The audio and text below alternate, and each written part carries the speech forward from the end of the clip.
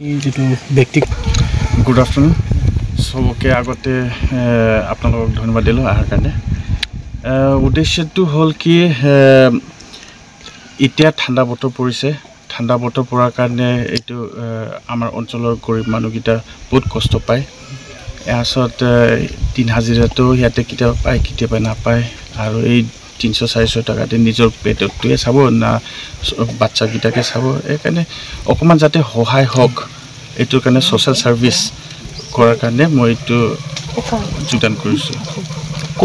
মই এতিয়া বিষ্ণুৰিত কৰিলোঁ জাইনাৰীত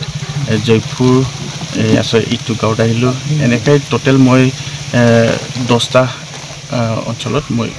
কৰিম গাঁৱত কৰিম কিবা টাৰ্গেট আছে নেকি এতিয়া কিমান টাৰ্গেট মানে টোটেল